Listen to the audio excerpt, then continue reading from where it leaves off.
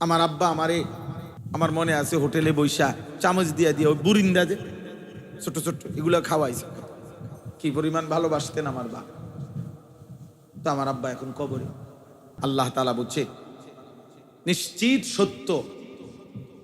নিশ্চিত সত্য যে সত্য সত্যই বান্দা মনে রেখো মৃত্যুর যন্ত্রণা এসেই যাবে, শুরু হয়েই যাবে। যালিকা মা কুনতা মিনহু তাহিদ।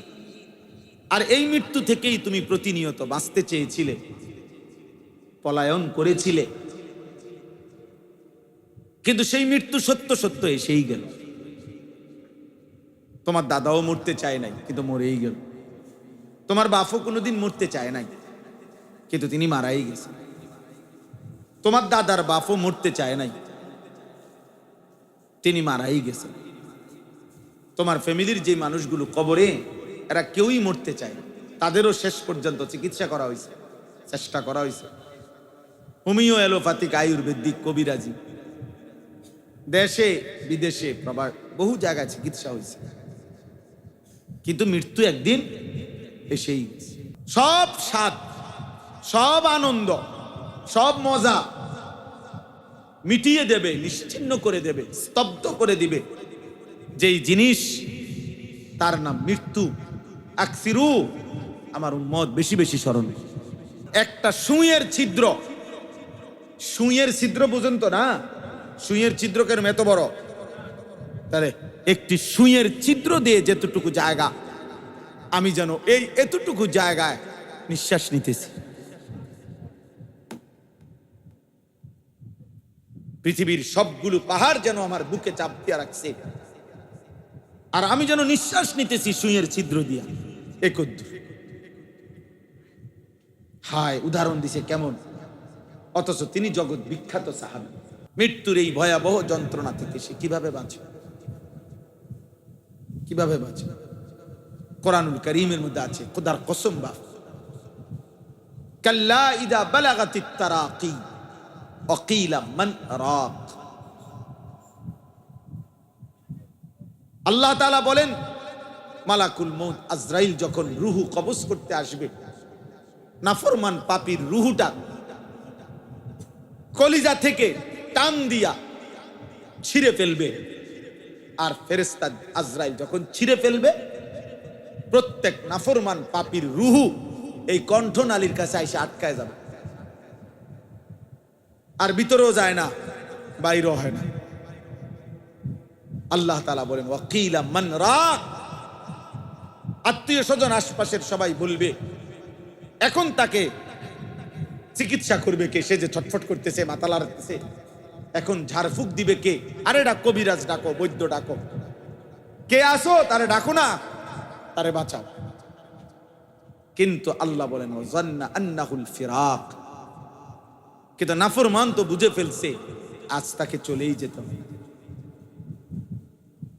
ওয়াজান্না আন্নাহুল ফিরাক ওয়ালতাফাতিস সাকু বিসাক। আল্লাহ তাআলা বলেন, ভয়ে, আতঙ্কে, কষ্টে এই নাফরমান তার দুইটা পাও, দুই পায়ের গোসা, গোড়ালি একটা আরেকটার সাথে যে এমনি লাগিয়া রইছে, এতটুকু সাহস হবে না, শক্তি হবে না এই বেঈমান নাফরমান পাপীর যে পাওটা এক সুতা নাড়াবে। আমাদের প্রিয় ভাই মাওলানা মহিউদ্দিন, বিষয়টা আপনাদের কাছে 1 মিনিট বলছেও। আসলে ব্যক্তিগতভাবে আমি মোবাইল হাতে ধরে রেকর্ড করা পছন্দ করি না, এই জন্য এটা নিষেধ করি আমি নিজেই। মাওলানা নিজেই বলে ফেলছে, আমার সাথে অনেক সময় অনেক মাহফিলে প্রায় যায়, যার কারণে সে দেখছে। এটা বলি আমি কড়াভাবে। এটার আসলে মূল কারণ হলো, এতে করে ওই ব্যক্তির মনোযোগ বসে না,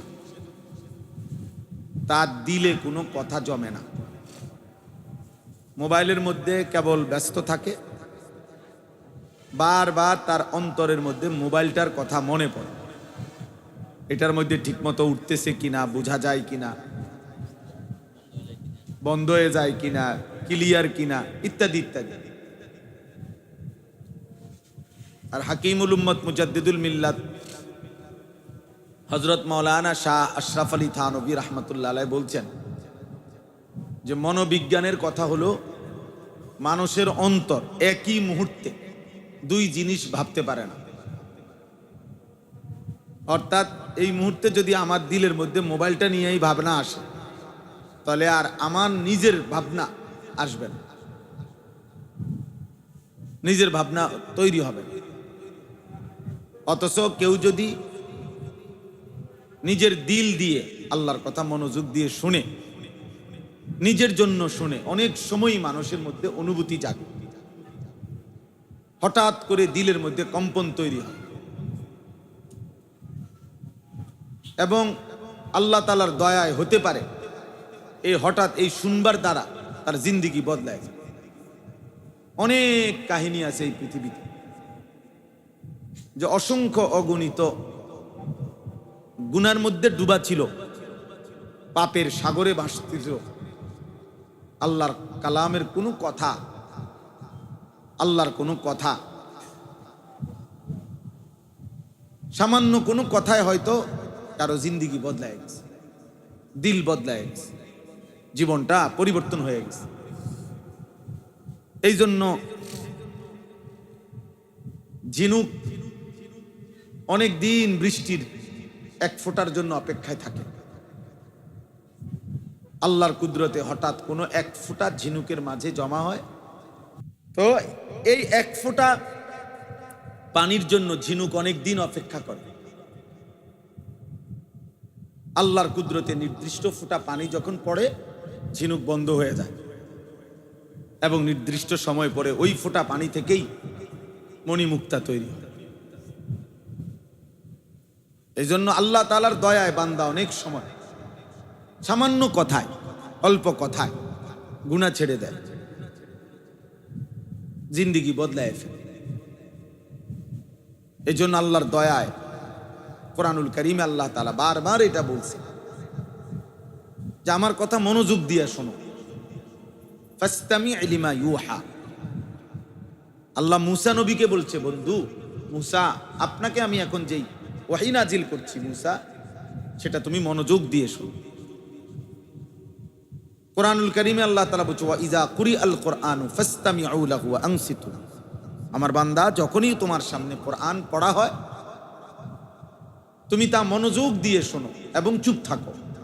আল্লাহ বলেন লাআল্লাকুম তুরহামুন। শ্রোতা আসছে এখন, তাহলে অবশ্যই তোমার উপরে রহমত বর্ষিত হবে। এই যে আল্লাহ বলছে, তুমি চুপ থাকলে, তুমি মনোযোগ দিয়ে শুনলে, আমি আল্লাহ তোমার উপরে রহমত বর্ষণ করব। আর তাফসীরের মধ্যে আছে রহমত বর্ষণ মানে কি? রহমত বর্ষণ মানে হলো আল্লাহ তাআলা এই কথাগুলোর উপরে তোমাকে আমল করার তৌফিক দান। এই জন্য মনোযোগ, আমি এই বিষয়টা বেশি কঠোর, একেবারে আমার আপনি শত শত ওয়াজ শুনে দেখেন, আমি এটা কোনো সময় ছাড় দেই না।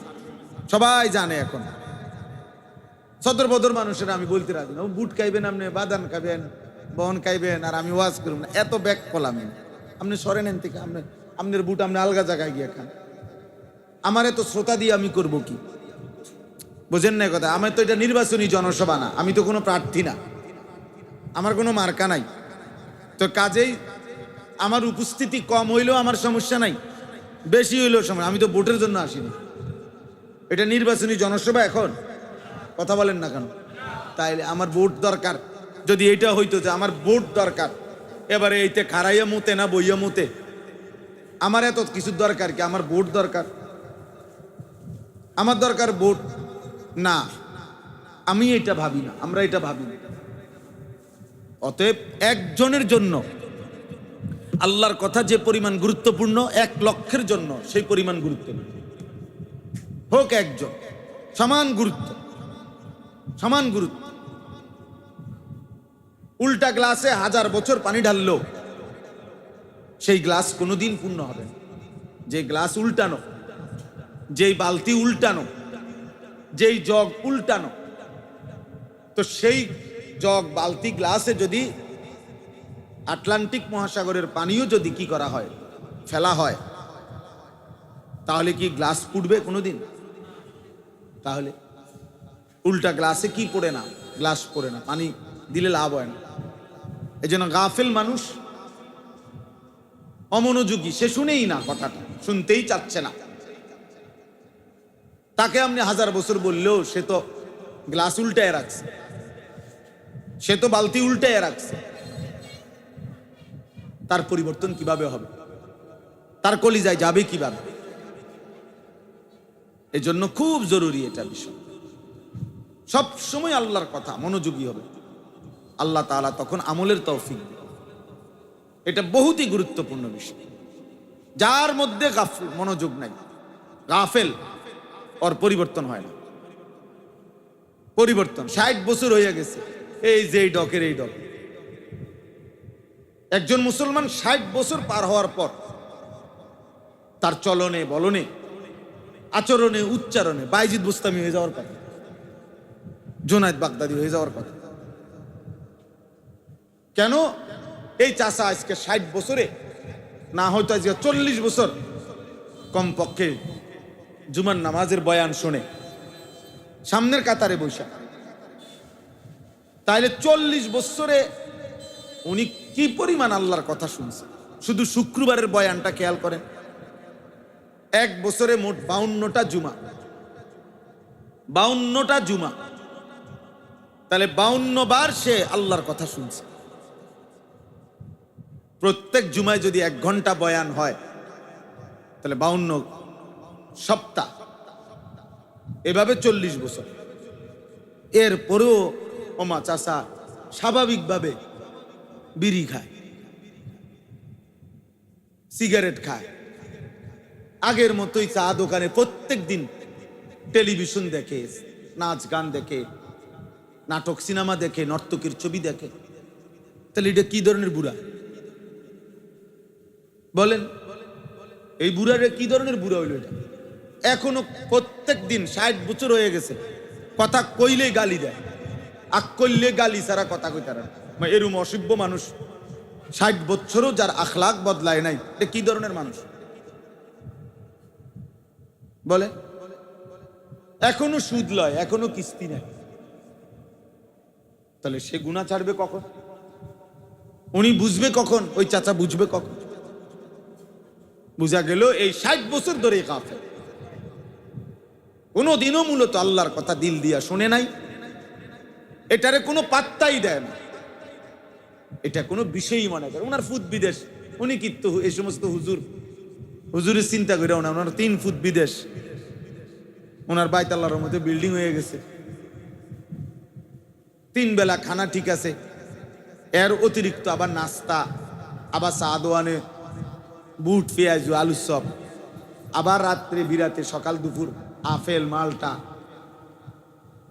তাহলে আল্লাহর রহমতে খানা সুন্দর, ঘুমও যায় আরামে, জি ফুত নাই নাতকুর যার মতো চলতেছে। কেউ আল্লাহ চিনুক বা না চিনুক, কেউ নামাজ পড়ুক বা না পড়ুক, পর্দা করুক বা না করুক, কেউ ফজরের নামাজ পড়ুক না পড়ুক, চাচায় মাতেও না, লড়েও না, এবার খানা, ওটা তো আপেল মালটা আনা দরকার।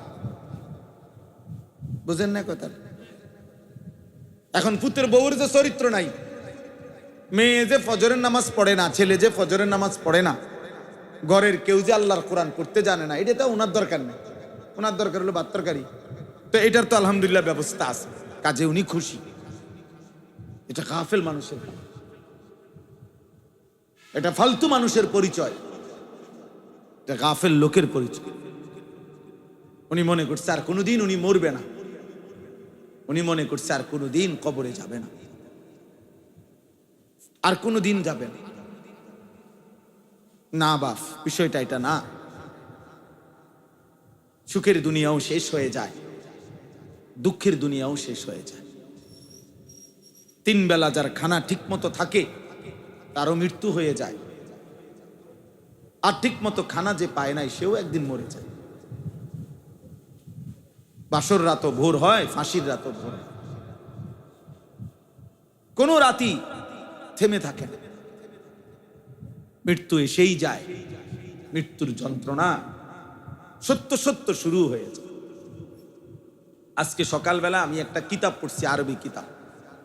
আরব বিশ্বের একজন বিখ্যাত বর্তমান সময়ের সারা পৃথিবী আলোড়ন সৃষ্টিকারী যে কয়েকজন আরব দেশের আলেম লেখক, এর মধ্যে উনি একজন, ডক্টর আয়েজ আল কারনি।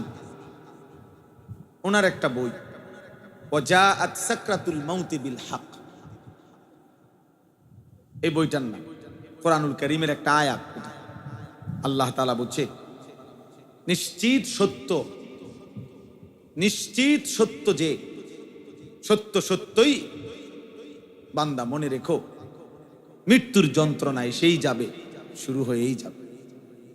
যালিকা মা কুনতা মিনহু তাহিদ, আর এই মৃত্যু থেকেই তুমি প্রতিনিয়ত বাঁচতে চেয়েছিলে, পলায়ন করেছিলে, কিন্তু সেই মৃত্যু সত্য এসেই গেল। তোমার দাদাও মরতে চায় নাই, কিন্তু মরেই গেল। তোমার বাপও কোনোদিন মরতে চায় নাই, কিন্তু তিনি মারাই গেছেন। তোমার দাদার বাপও মরতে চায় নাই, তিনি মারাই গেছেন। তোমার ফ্যামিলির যে মানুষগুলো কবরে, এরা কেউই মরতে চায় না, তাদেরও শেষ পর্যন্ত চিকিৎসা করা হয়েছে, চেষ্টা করা হয়েছে। হোমিও, অ্যালোপ্যাথিক, আয়ুর্বেদিক, কবিরাজি, দেশে বিদেশে প্রবাস বহু জায়গায় চিকিৎসা হয়েছে, কিন্তু মৃত্যু একদিন এসেই গেছে। মৃত্যুর যন্ত্রণা একদিন শুরু হয়েই গেছে। এই বিষয়টার উপরে উনি এই কিতাবটা লিখছেন। এত আজীব কথা, এমন আশ্চর্যভাবে লিখছেন, মহব্বতে পাগল করা কথা, পাগল করা মানে হৃদয় অস্থির করে ফেলার মতো। আমি সেই সকালে একবার এটা পড়ছি কতক্ষণ, আজকে আবার আমার গাড়ি আসতে রেডি হইতেছে বাসায়, আসরের পরে বিবি আমারে চা দিতেছে, এই সময় আমি আরেকবার পড়ছি, আবার গাড়ি দুইটা এখানে গাড়ি থামা পর্যন্ত এই কিতাবটাই পড়তেছি। ঠিক কইল উনি, কি লিখ, আর ঠিক ওই আয়াতটাই এখন আপনাদের সামনে পড়ছি। এই যে আয়াত বইয়ের নামটা, সেইটাই আপনাদের সামনে আমি তেলাওয়াত করেছি। এজন্য দোস্ত, জওয়ান কিংবা বৃদ্ধ ছেলেরা, তোমাদেরকেও বলি, তালেবে ইলম তোমাদেরকেও বলি, আমাকেও বলি, এক চিরন্তন বাস্তবতা, এক অনিবার্য সত্য, এক চূড়ান্ত সত্যের নাম মৃত্যু। মৃত্যু, যা থেকে পলায়ন করতে, বেঁচে থাকতে সবাই চেয়েছে, কিন্তু কেউ পারে না, কেউ পারে না। প্রতিটা হাসি, প্রতিটা কান্না, প্রতিটা দুঃখ যন্ত্রণা শেষ পর্যন্ত থামায় দিছে মৃত্যু। ওই কিতাবের মধ্যে একটা আশ্চর্য কথা আছে, সবগুলোই আশ্চর্য। ওই কিতাবে একজন বিশ্ববিখ্যাত ইসলামের ইতিহাসের খলিফা ছিলেন ওমর ইবনে আব্দুল আজিজ রাহমাতুল্লাহ আলাইহি। জগৎ বিখ্যাত ইসলামের ইতিহাসে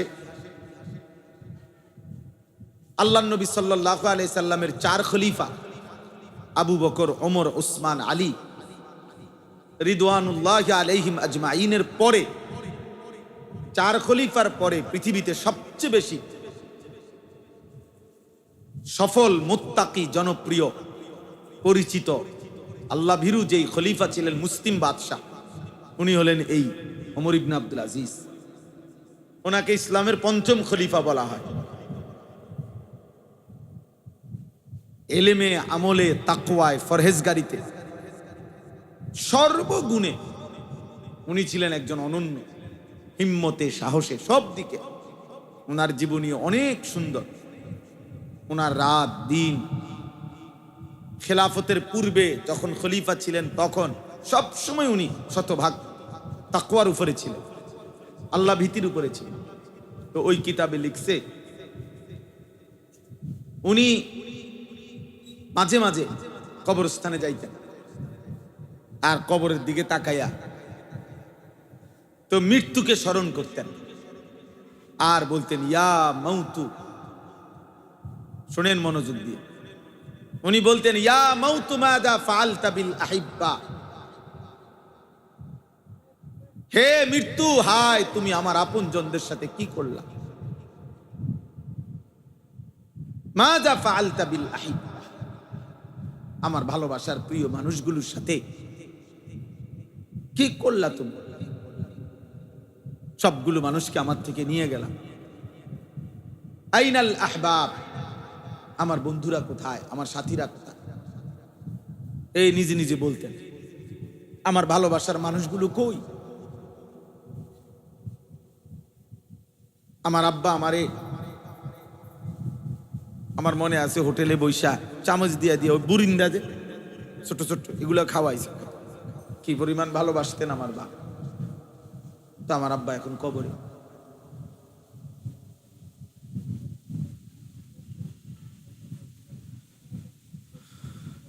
আইনাল আসদিকা, উনি বলতেন আমার বন্ধুরা কোথায়, আমার বন্ধুরা কই।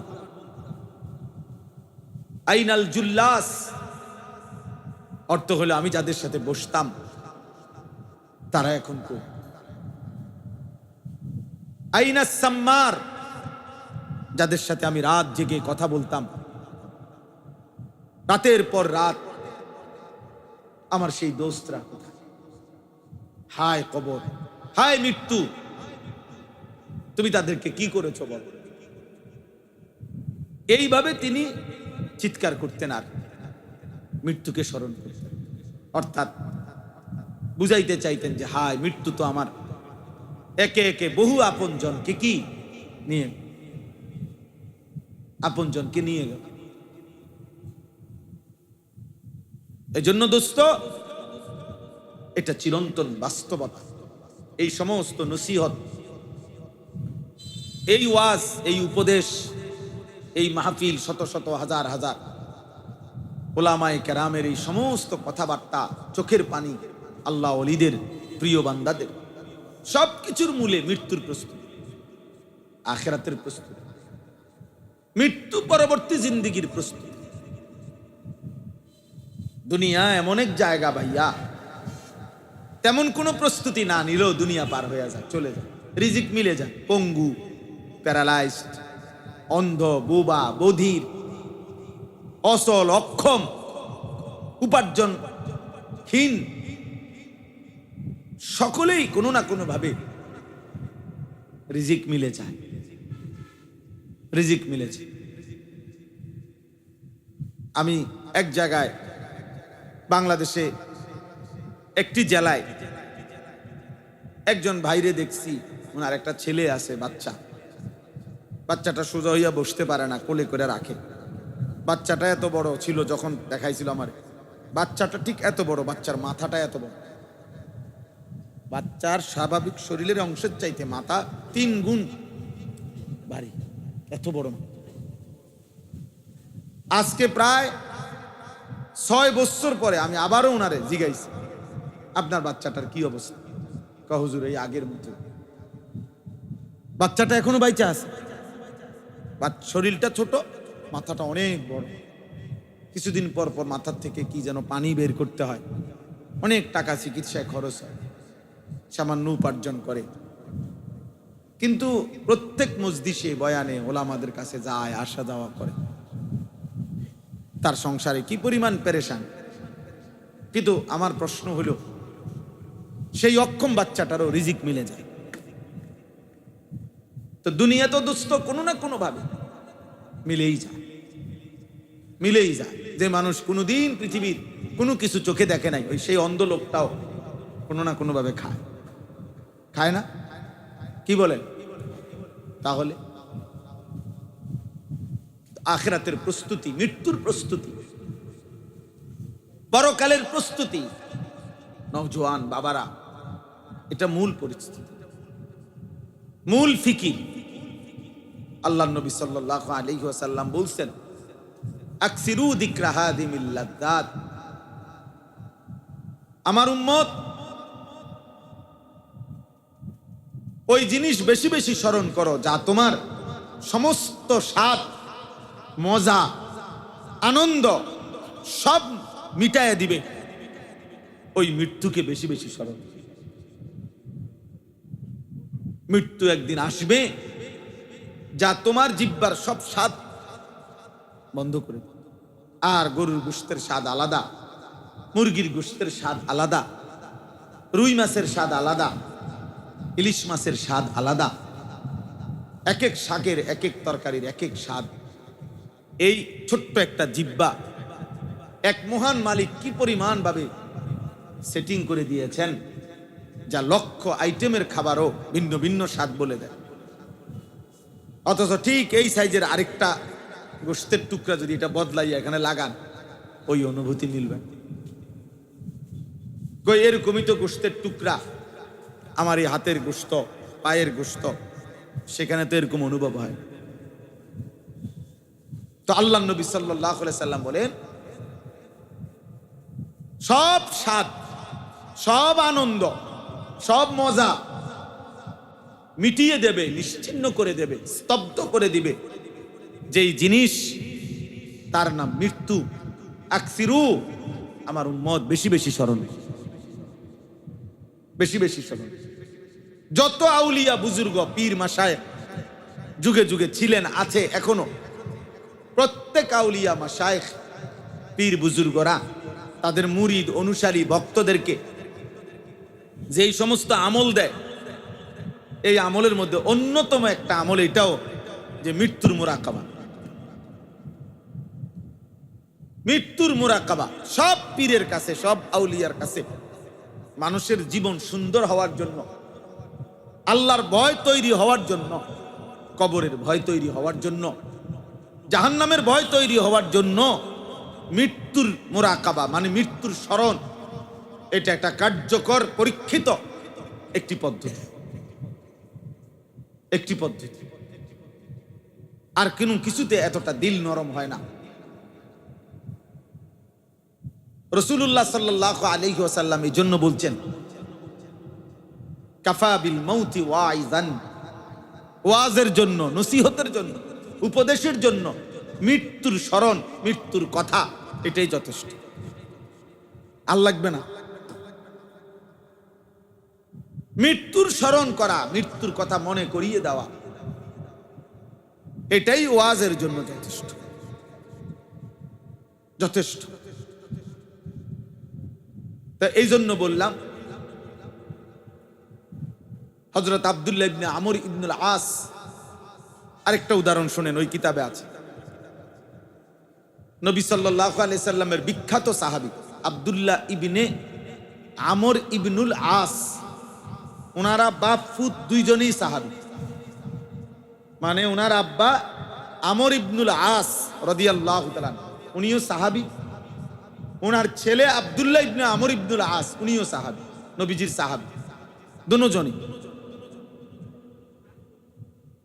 এবং ওনার আব্বা এই আমর ইবনুল আস যিনি রাদিয়াল্লাহু তাআলা, সাহাবাদের মধ্যে সবচেয়ে বেশি বুদ্ধিমত্তা, কূটনৈতিক জ্ঞান, সূক্ষ্ম বুদ্ধিমত্তা, প্রজ্ঞা, বিচক্ষণতা যাদের মধ্যে ছিল, ওর মধ্যে উনি অন্যতম। হযরত আমর ইবনুল আস, গোটা আরব জানতো তখন যে আমর ইবনুল আসের বুদ্ধিমত্তা সবচেয়ে বেশি।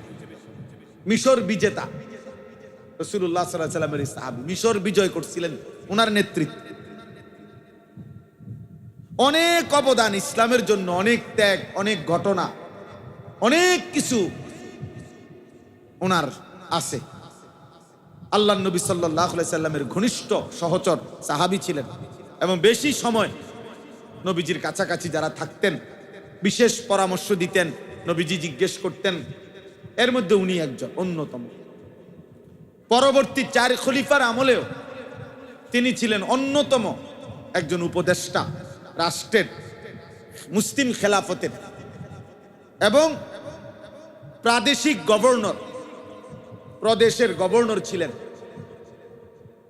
এরকম অনেক বিচক্ষণ, অত্যন্ত উঁচু মাপের সাহাবী ছিলেন আমর ইবনুল আস রাদিয়াল্লাহু তাআলা। তো ওনার মৃত্যুর সময় শেষ অবস্থা মুমূর্ষ, তো মৃত্যুর মুহূর্তে লাস্ট সময় এখনো রুহু যায় নাই, তবে মৃত্যু যন্ত্রণা শুরু হয়েছে লাস্ট টাইম ওনার ছেলে এই কিতাবে আছে।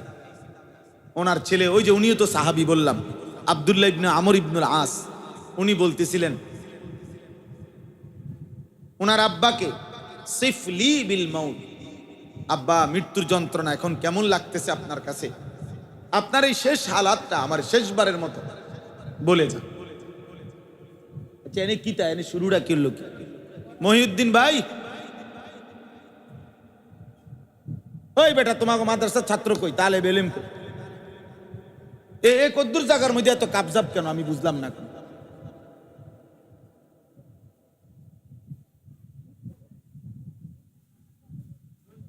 আশ্চর্য কথা, তো এখানে এত, এটা তো কোনো স্টেশন না, এটা বিজরা বাজার এনেনি, বিজরা বাজার তো হেনে না। হযরত আব্দুল্লাহ ইবনে আমর ইবনুল আস বলতেছেন, আব্বা এই শেষ মুহূর্তে মৃত্যুর অবস্থা, যন্ত্রণা, সাকারাতুল মউত, আরবিতে কোরআনের ভাষায় মৃত্যু যন্ত্রণাকে বলে সাকরাতুল মউত, এইটাই আছে এই আয়াত, আমি শোনাবো আপনাদের। ওয়াজাআত সাকরাতুল মউত, এই শব্দটার নাম কি বলেন? সাকরাতুল মউত, মৃত্যুর যন্ত্রণা। প্রত্যেক মানুষের, একেবারে আল্লাহর সৃষ্টি সমস্ত ইনসানের মৃত্যু যন্ত্রণা। একেবারে তিনি যদি সর্বশ্রেষ্ঠ আউলিয়া হয়, সাইয়্যিদুল আউলিয়া, সাকরাতুল মউত উনারও হবে। আবার সবচেয়ে বড় পাপী উনারও হবে। আমাদের প্রিয় নবী সাল্লাল্লাহু আলাইহি সাল্লাম উনারও সাকরাতুল মউত, এই মৃত্যুর যন্ত্রণা হয়েছে। কিন্তু ওই যে বলে কারো কাছে ঝাল মজাদার, যদিও ঝাল খাইতেছে কিন্তু চোখ দিয়া পানি পড়ে, কিন্তু হে আরো খায়। তাহলে কিন্তু ঝাল তো লাগতেছে, ঠিক কথা বুঝেন নাই, ঝাল লাগতেছে এটা ঠিক, কিন্তু ভর্তাইটা এর কাছে এত মজা লাগতেছে যে চোখ দিয়া পানি পড়ে, কিন্তু হেঁটে এখনো খায়। এরকম আর কেউ তো ঝাল দেখেই না না না না ঝাল ঝাল ঝাল ঝাল, তার কাছেও ঝাল ঝালেই। আর যে খুব মজা করে খাচ্ছে পাচ্ছে, তার কাছেও কি লাগতেছে? তাহলে সাকরাতুল মউত, মৃত্যু যন্ত্রণা হবেই হবে। সাইয়্যিদুর রাসূল আমাদের নবী সাল্লাল্লাহু আলাইহি সাল্লামেরও সাকরাতুল মউত হয়েছে, বিশুদ্ধ হাদিস, একেবারে বুখারী থেকে সব হাদিস। তো ওনার আব্বা যখন এটা বললেন, উনি ওনার আব্বাকে, আব্বা আপনার এই মুহূর্তে শেষ অবস্থায় আপনার মৃত্যুর হালাত কেমন হচ্ছে, এই তখন তিনি বলছেন, আশ্চর্য উদাহরণ দিছে, ইয়া বুনাইয়া, হে আমার প্রিয় সন্তান, কাআন্না জিবালাদ দুনিয়া আলা সাদরি ওয়া ইন্নী আতানাফাসু মিন সাকবিল ইবরা। উনি বলতেছেন, হে আমার প্রিয় সন্তান, আমার মনে হচ্ছে বাবা, এই গোটা পৃথিবীতে দুনিয়াতে যত পাহাড় আছে, আল্লাহর সৃষ্টির যত পাহাড়, সবগুলো পাহাড় যেন একসাথে আমার বুকে চাপ দিয়ে রাখছে। কাআন্না জিবালাদ দুনিয়া আলা সাদরি, যেন দুনিয়ার সব পাহাড় আমার বুকে চাপ দিয়ে ফেলছে, চাপ দিয়ে ফেলছে। আর শুনেন, এরপরে তিনি বললেন, হে প্রিয় সন্তান, এই অবস্থায় আমি যেন ওয়া ইন্নী আতানাফাসু মিন সাকবিল ইবরা, একটা সুইয়ের ছিদ্র, সুইয়ের ছিদ্র বুঝেন তো না, সুইয়ের ছিদ্র কেন এত বড়, তাহলে একটি সুইয়ের ছিদ্র দিয়ে যেতটুকু জায়গা, আমি যেন এই এতটুকু জায়গায় নিঃশ্বাস নিতেছি। পৃথিবীর সবগুলো পাহাড় যেন আমার বুকে চাপ দিয়ে রাখছে, আর আমি যেন নিঃশ্বাস নিতেছি সুইয়ের ছিদ্র দিয়া। একদ্দুর হায়, উদাহরণ দিছে কেমন, অথচ তিনি জগৎ বিখ্যাত সাহাবী, জগৎ বিখ্যাত সাহাবী তিনি। এজন্য বাপ, এইমাত্র যেটা বললাম, আল্লাহর নবী সাল্লাল্লাহু আলাইহি সাল্লাম, তিনি পরিষ্কার হাদিসে আছে, নবী সাল্লাল্লাহু আলাইহি সাল্লামেরও মৃত্যুর পূর্ব মুহূর্তে আল্লাহ নবীর যখন এই সাকরাতুল মউত মৃত্যু যন্ত্রণা শুরু হয়েছে, নবী সাল্লাল্লাহু আলাইহি সাল্লামের চেহারা মোবারক, কপাল মোবারক ঘামে ভিজে গেছে। আল্লাহ নবী সাল্লাল্লাহু আলাইহি সাল্লামের পাশে ছোট্ট পাত্রে আম্মা জান আয়েশা রাদিয়াল্লাহু তাআলা আনহা, নবীজির বিবি, এক পাত্র ছোট্ট মনে করেন একটা বাটিতে পানি দিছেন। নবী সাল্লাল্লাহু আলাইহি সাল্লাম বারবার নিজের হাত মোবারক আঙ্গুল ভিজাইতেছিলেন পাত্রে, আর চেহারা মোবারক মুছতেছিলেন, এই ঘাম মুছতেছিলেন ওই পানি দিয়ে দিয়া। আর নবীজি তখন পড়তেছিলেন, আল্লাহুম্মা আইন্নি আলা সাকারাতিল মউত, আয় মাওলা, আপনার এই বন্ধুর মৃত্যু যন্ত্রণার এই মুহূর্তে আমারে আপনি সাহায্য করেন, সাহায্য করেন। আল্লাহুম্মা হাফিন আলাইয়া সাকারাতিল মউত। এরপরে শব্দ বলছি এটা, আয় আল্লাহ, আপনার বন্ধুর মৃত্যু যন্ত্রণা সহজ করে দাও। সহজ তো অবশ্যই, তিনি বন্ধু, তিনি মাহবুব, তিনি হাবিব। তাহলে ধারণা করলেই তো বুঝবে যে পৃথিবীর সবচেয়ে সহজ, সবচেয়ে হালকা যন্ত্রণাই তো হবে বন্ধুরটা। কথা বোঝেন নাই? নবী সাল্লাল্লাহু আলাইহি সাল্লামের মৃত্যু যন্ত্রণাটাই তো হবে সবচেয়ে সহজ, সবচেয়ে হালকা। এটাই তো যুক্তির কথা, স্বাভাবিক কথা। সেটার অবস্থায় যদি বন্ধুর এই অবস্থা হয়,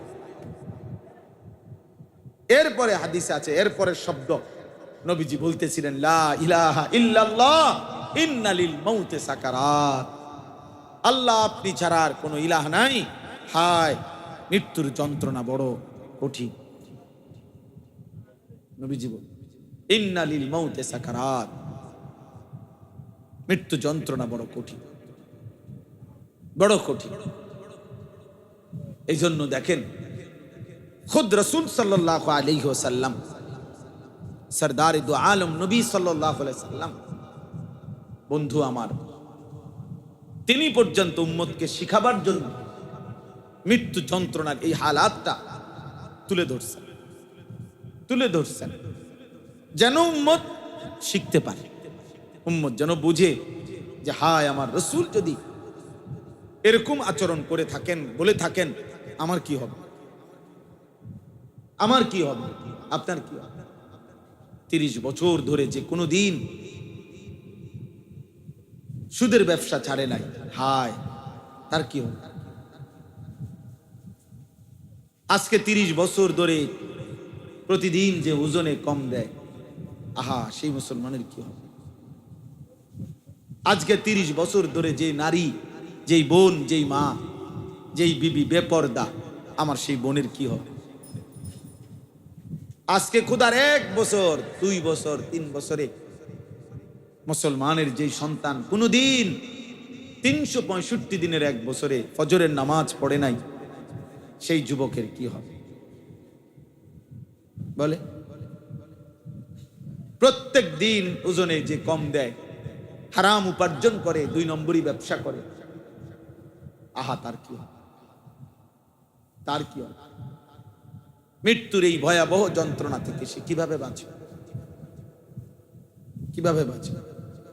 কোরআনুল কারীমের মধ্যে আছে, খোদার কসম, বা কাল্লা ইদা বালাগাতিত তারাকি ওয়াকিলা মান রাক। আল্লাহ তাআলা বলেন, মালাকুল মউত আজরাইল যখন রূহ কবজ করতে আসবে, নাফরমান পাপীর রূহটা কলিজা থেকে টান দিয়া ছিঁড়ে ফেলবে। আর ফেরেশতা আজরাইল যখন ছিঁড়ে ফেলবে, প্রত্যেক নাফরমান পাপীর রূহ এই কণ্ঠনালীর কাছে এসে আটকায় যাবে, আর ভিতরেও যায় না, বাইরেও হয় না। আল্লাহ তাআলা বলেন, ওয়াকিলা মান রাক। আত্মীয় স্বজন আশপাশের সবাই বলবে, এখন তাকে চিকিৎসা করবে কে? সে যে ছটফট করতেছে, মাথা লাড়তেছে, এখন ঝাড়ফুঁক দিবে কে? আরে ডাক, কবিরাজ ডাকো, বৈদ্য ডাকো, কে আসো, তারে ডাকো না, তারে বাঁচাও।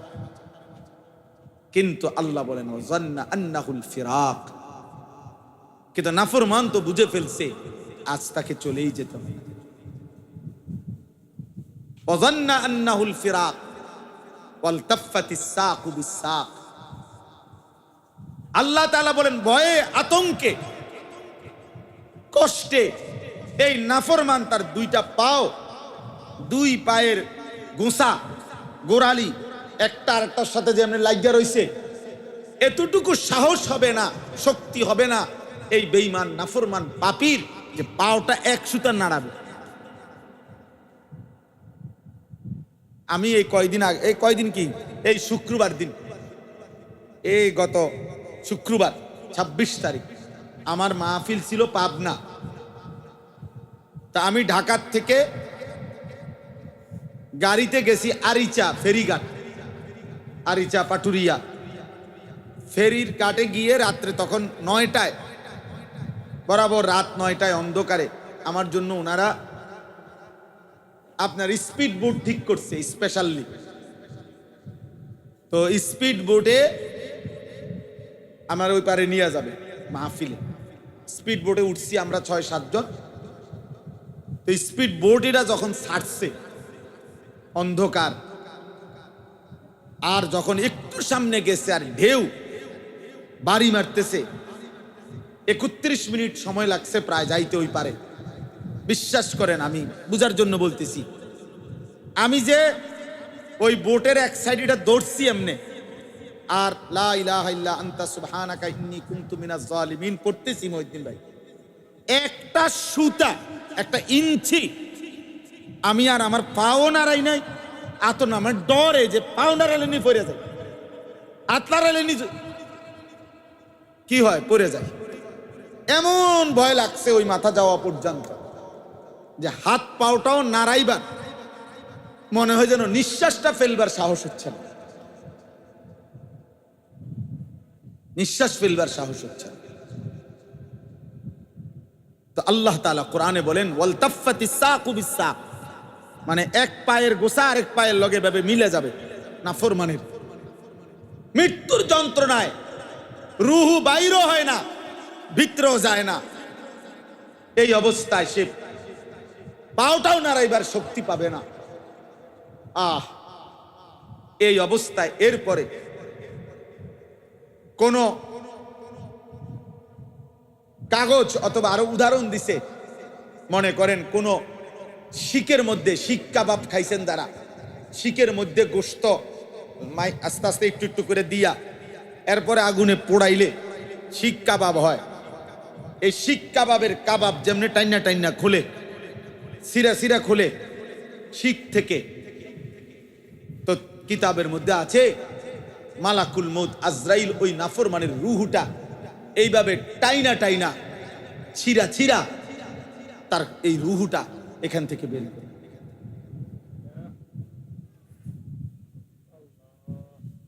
এখান থেকে বের করে। কে হবে সেদিন আমার, কে হবে বেনামাজি ছেলে তোমার?